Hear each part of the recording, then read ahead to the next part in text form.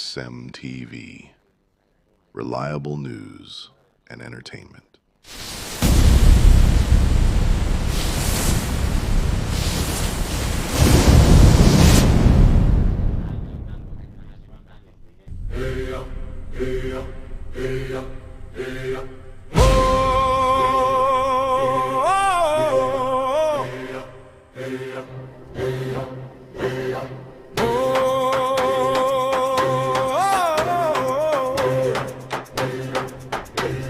Is it time?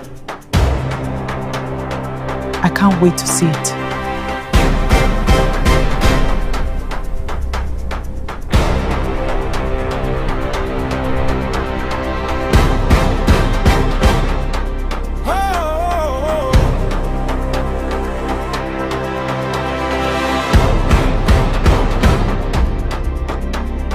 Voice of the people, stories that matter.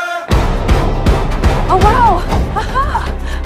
Truth in every moment, now and forever.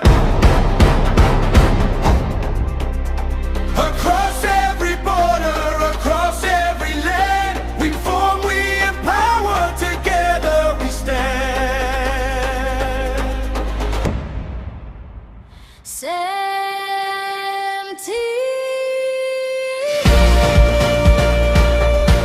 From Africa to the world, connecting everybody.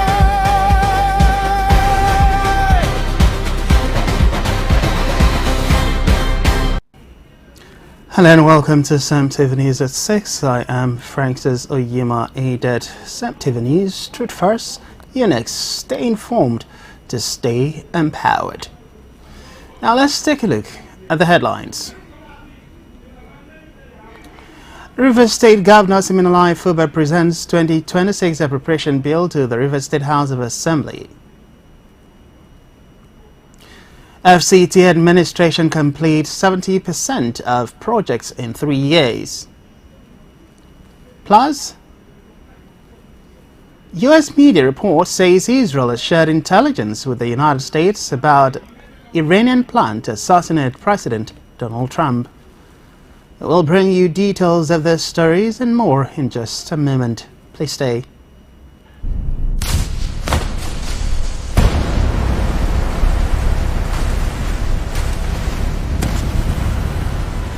This is CEMTV. Reliable news and entertainment.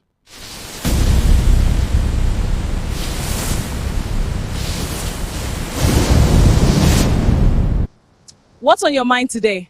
The goal by Victor Osimhen was amazing. The economy. Isn't that what's on everybody's mind?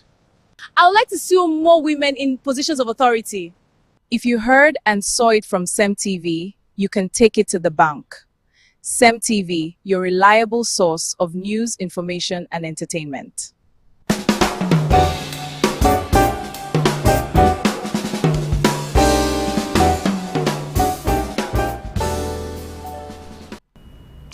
Many thanks for sticking with us. We begin the news from Rivers State, where Governor Siminalayi Fubara has presented a proposed 1.854 trillion naira 2026 appropriation bill to the State House of Assembly. The budget presentation marks a significant stage in the state's fiscal planning process and follows the governor's earlier submission of the 2026-2028 medium-term expenditure framework (MTF) to lawmakers as part of preparations for the 2026 budget.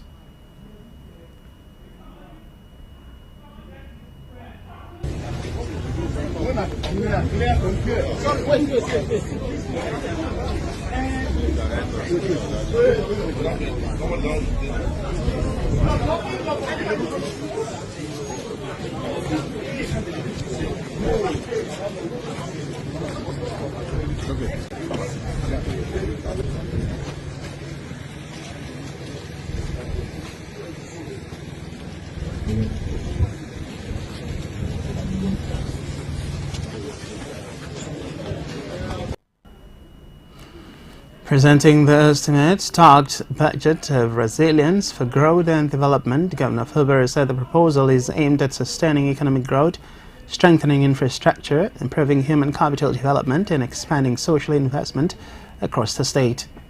The governor projected total revenue of 1.854 trillion naira for the 2026 fiscal year, representing a 24.49% increase over the adjusted 2025 budget.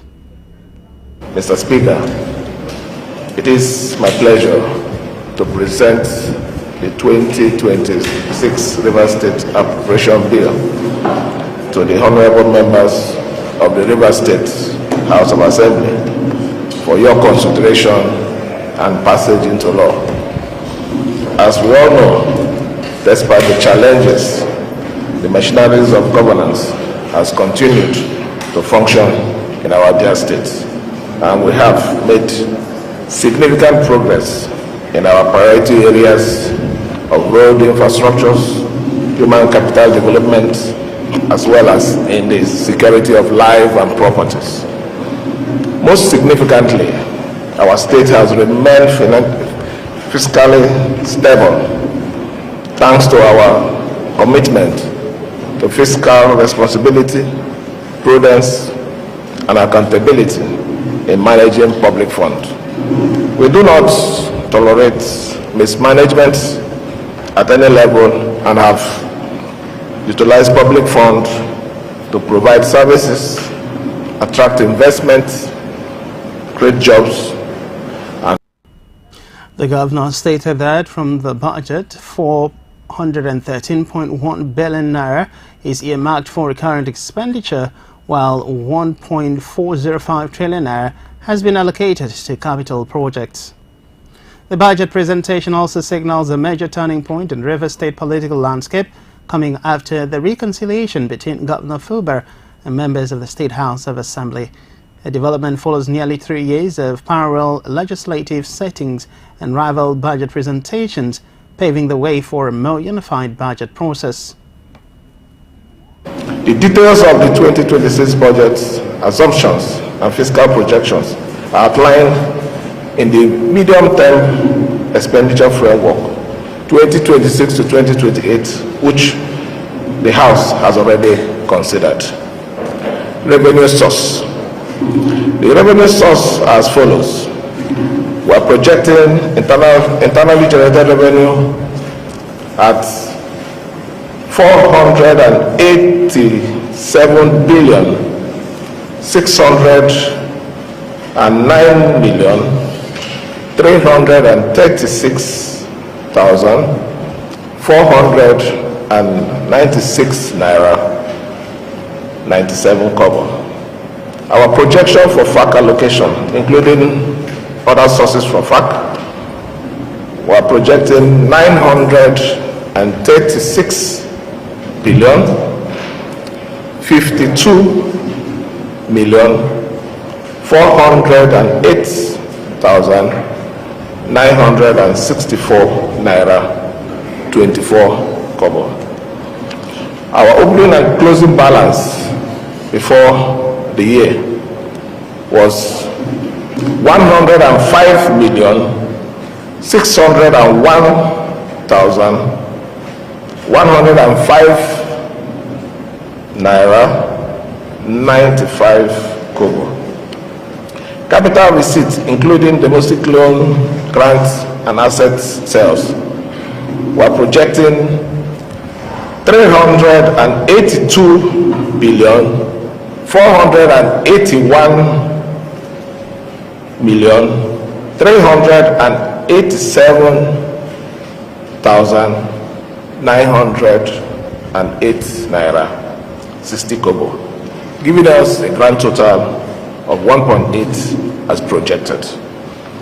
Recurrent expenditure.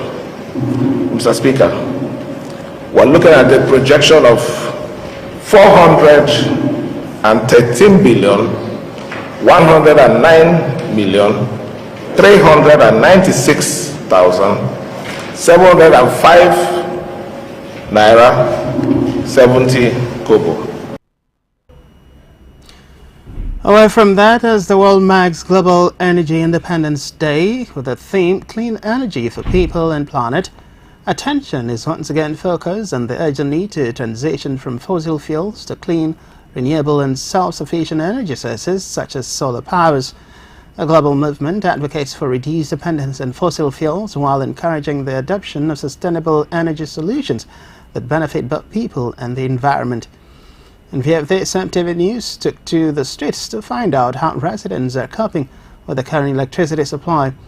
The findings revealed that unreliable and inadequate power from the national grid continues to pose a major challenge for many households and businesses.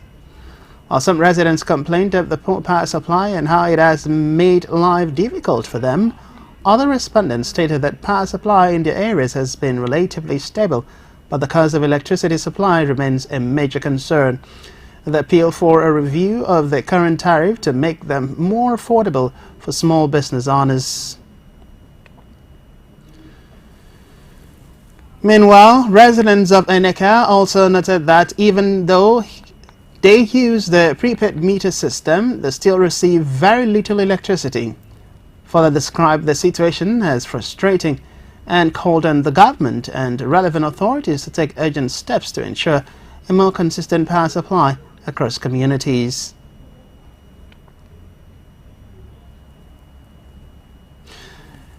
Report says for many residents, the lack of consistent electricity has left them with no choice but to rely on fossil fuel-powered generators for meet their daily energy needs.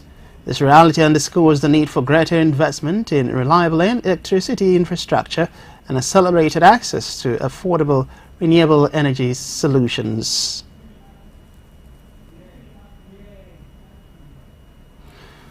Meanwhile, without adequate and dependable power supply, the transition away from fossil fuel will remain a significant challenge for many communities in Nigeria.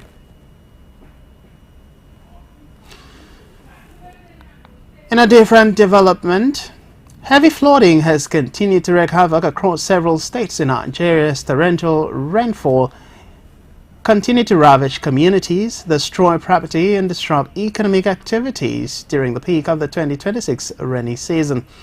The flooding has affected key states including Lagos, Rivers, Akwa Ibom, Bayelsa, Delta, Cross River, Nasarawa, Taraba, Sokoto, Zamfara, among others.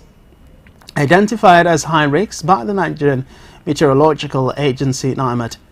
In Lagos, flood water submerged major roads and residential areas in Lekki, Ajah, Ikoyi, Ikeja, Mushin and Ikorodu, leaving vehicles stranded and forcing businesses to shut down temporarily. In Rivers State, particularly Port Harcourt and surrounding riverine communities, persistent rainfall flooded homes and roads, disrupting transportation and commercial activities. Also in Akwa Ibom, flooding in several coastal and low-lying communities submerged homes, farmlands and critical infrastructures.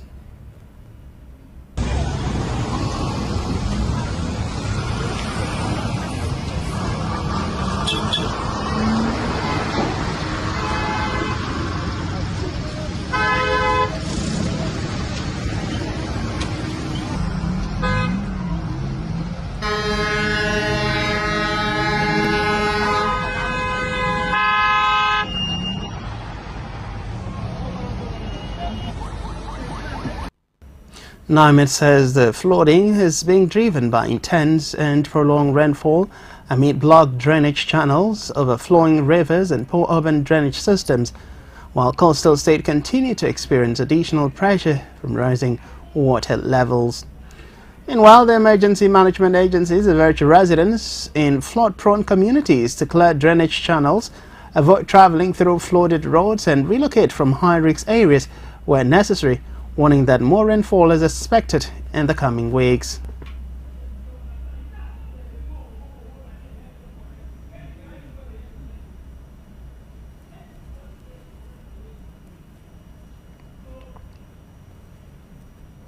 Away from that, the Minister of the Federal Capital Territory, FCT Nyesom Wike, says the FCT administration has completed 70% of the projects it initiated over the past 3 years. Wike made the disclosure while assessing the performance of the administration, stating that the completed projects cut across key sectors including road infrastructure, education, healthcare, transportation and public utilities within the nation's capital. So just take it easy. But you know, like I said, it is not about awarding contracts. It's about making sure that the jobs are being done based on the resources you have. You know, one thing I have found out, why residents rejoice that the contract has been awarded, they get bitter when the university went to the patriotic award. In fact, they will really tell you why in the first place you should have awarded the contract. No. So I prefer something that if I go ahead to do this, within the time limit I have, I'll be able to complete them. See, the thing that we're doing now, the president said, look, we cannot abandon old projects. But while we're not abandoning old projects too, we must also see that we carry out new projects. I can tell you 70% of the projects we have done for the past 3 years are projects that were awarded 15 years, 16 years ago, abandoned. And if we have allowed that, then you will now know what will have happened in Abuja. You will be, even if you do any new thing, you will say, but look at these areas have been abandoned. So what we did first was to make sure that, look, these roads that have been awarded and abandoned, let us see how we can finish them. And which we have done. Not less than 70%. Now you see, we calculate, okay, you ask, when the president had his second year anniversary, we sat down, okay, in his third year, what are we going to do? What will we showcase? That look, Mr. President, in this your third year, this is what we have. According to the FCT minister, the projects are part of the administration's commitment to improving infrastructure, enhancing service delivery and raising the standard of living for residents of the Federal Capital Territory. He noted that the ongoing projects are progressing steadily and assured residents that the remaining ones would be completed in line with the administration's development agenda. The minister also reaffirmed the FCT's administration's commitment to delivering more people-centered projects aimed at accelerating economic growth and transforming Abuja into a modern and globally competitive capital city. To security, where the Minister of Defense, General Christopher Gwambim Musa, retired, has ordered Nigerian troops to immediately neutralize terrorists and bandits wherever they are encountered, declaring that no permission or operational clearance is required before taking action. It is therefore with great pleasure and a profound sense of responsibility that I join today at this important occasion, marking the commissioning of armored vehicles and security equipment procured by the Sokoto State Government. This event is not merely the unveiling of security assets, it's a demonstration of strategic leadership, responsible governance, and our collective determination to strengthen the security architecture of Sokoto State and Nigeria as a whole. Let me begin by expressing my sincere appreciation to His Excellency Governor Ahmed Aliyu, PhD, for this bold investment in the security of the people of Sokoto State. This initiative reflects a clear understanding that security remains the bedrock of national development, because without security there can be development. It also demonstrates the governor's commitment to complementing the efforts of the federal government and the armed forces of Nigeria in addressing the security challenges confronting our nation. It is important, again, for those that will handle this equipment. These equipments cost billions of naira that could have been used for other aspects but have been dedicated to do this. So I want to charge you that we must maintain this equipment very well. We will come after a year and see how these equipments are looking. Because we don't want to hand them over and then you throw them away or you mishandle them and they become bad within a few months. They must serve the purpose they are brought in. And I want to reiterate this to all members of armed forces and security forces. Once you are deployed, do not wait for any order from anybody to shoot any bandit or any terrorist. I want to make that very loud and clear. Anybody who refuses to shoot or kill any bandit or terrorist in the name of his waiting for an order, we will treat you like a bandit. The federal government, the state government, the local government, and indeed Nigerian taxpayers' money is what is used to buy this equipment. And they are bought so that you can take down anybody who is trying to cause mayhem wherever he is. So it is your responsibility to ensure that you take him down, not to allow him to take you down. General Musa gave the directive in Secretary of State during the commissioning of 62 operational vehicles and other security equipment provided by the Secretary of State government to strengthen security operations. The Defense Minister said troops must act decisively against terrorists and bandits without waiting for orders, stressing that the directive is aimed at eliminating delays in combat operations and intensifying the military's offensive against criminal groups. According to him, the order is intended to empower security personnel to respond swiftly to threats, protect lives and property, and restore peace in communities affected by terrorism and banditry. The directive comes as the federal government continues to strengthen military operations across the country to combat terrorism, banditry, and other violent crimes. General Musa also urged troops to remain disciplined, professional, and committed to their constitutional duty while carrying out the operations. We move now to Africa, where the government of Burkina Faso has introduced new regulations banning non-governmental organizations, NGOs, and humanitarian agencies from taking, displaying, or sharing photographs and videos of vulnerable people receiving humanitarian assistance in ways considered degrading or exploitative. A directive approved by the Council of Ministers is designed to protect the dignity, privacy, and rights of people receiving aid. Under the new rules, humanitarian organizations are prohibited from using images that show beneficiaries alongside donated food, cash, or relief materials for publicity or fundraising without respecting their dignity. The regulations also strengthen government oversight of humanitarian activities across the country. The government said that measure was introduced to end what authorities describe as the exploitation of vulnerable people through images used to attract donations and public sympathy. They insist that humanitarian assistance should be delivered in a manner that upholds the dignity and fundamental rights of recipients. The move, according to report, comes as Burkina Faso continues to face a severe humanitarian crisis driven by insecurity, terrorism, and mass displacement, while the military-led government increases regulation of civil society and foreign humanitarian organizations operating in the country. By the new law, humanitarian organizations operating in Burkina Faso are now expected to comply with the regulations or face sanctions under the country's humanitarian and administrative laws.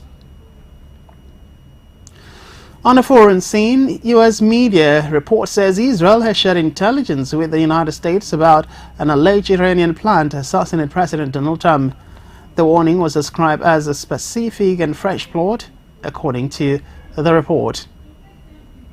Well, I talked to Bibi about that. Yeah, I think they're going to. I think they want to. I don't think it's a question of me. I think it's a question they want to.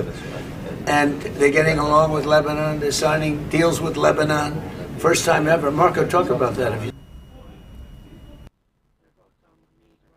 Between the U.S. and Iran, with Iran previously threatening retaliation over Trump's 2020 decision to order the killing of Iranian military commander Qasem Soleimani. Trump also said he was aware that Iran had targeted him in the past. Report says security concerns reportedly influenced Trump's decision to leave Turkey after the NATO summit using an older Air Force One aircraft instead of a new one. The U.S. Secret Service said the change was made as a security precaution. And still to come in the news, Airpeace received its first brand new Embraer E175 aircraft as part of its plan to modernize its fleet and expand operations. FIFA announces that the 2026 FIFA World Cup final will feature the tournament's first ever halftime show. We'll be back after the short timeout. Please stay.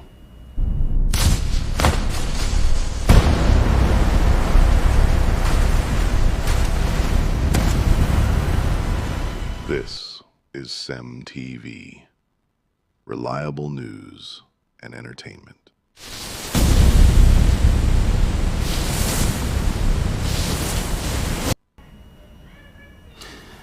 Many thanks for staying with us. We return to the rest of the news stories. We begin from health, where Maria Eloisa Depeda Teng, popularly known as Louis, who survived a severe case of tuberculosis, TB, meningitis in 2007 and lost almost all her eyesight, leaving her legally blind, has taken to advocate and founded the TB People Philippines, a group that supports TB survivors and people affected by the disease. Louis has also worked to promote the rights of blind people and has continued to overcome personal health challenges including obesity, diabetes risks, and difficulty managing her weight. After trying several weight loss methods without success, reports say she began treatment with a GLP-1 medication which helped her lose 50 pounds and improve her health. She's now advocating for wider access to GLP-1 medicine, saying they could support people living with obesity, diabetes, and even TB-related health challenges. Louis is also calling on the Philippine government to include these medications in health insurance programs so more people can afford them, while continuing her mission to improve healthcare for vulnerable communities. In business, Airpeace has received its first brand new Embraer E175 aircraft as part of its plan to modernize its fleet and expand operations. The 88-seat aircraft arrived in Lagos from Brazil and is expected to improve domestic and regional services by offering better comfort, fuel efficiency, and reliable flight operations. The new aircraft strengthens the partnership between Nigeria and Brazil, which has grown through Airpeace's major investment in Embraer planes, and the airline, which became Africa's first customer for the Embraer E195-E2 aircraft, is also preparing to launch direct flights between Lagos and Sao Paulo, Brazil, later this year. Airpeace said that the Lagos-Sao Paulo route will boast business tourism and cultural ties between both countries while providing a faster travel option for passengers. The airline is also partnering with Embraer to establish a maintenance, repair and overall MRO facility in Lagos to reduce aircraft maintenance costs and support Nigeria's aviation industry.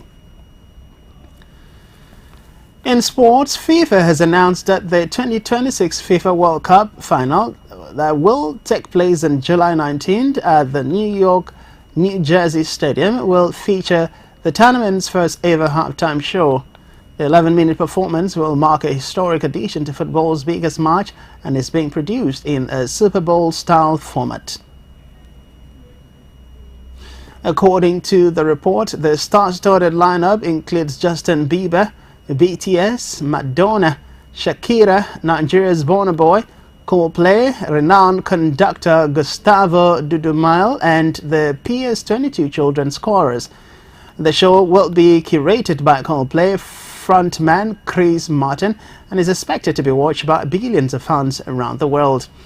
Beyond entertainment, the halftime show will support the FIFA Global Citizen Education Fund, which aims to raise $100 million to expand access to education and football opportunities for children worldwide. FIFA says the event will combine football, music, and philanthropy on one of the world's biggest stages. On entertainment news, a young man has reportedly been detained after he allegedly failed to pay a nightclub bill of about 9 million naira in an incident that has generated widespread reactions on social media. The incident, which reportedly occurred at a nightclub in Nigeria, involved the man allegedly ordering several bottles of premium drinks and entertaining guests throughout the night.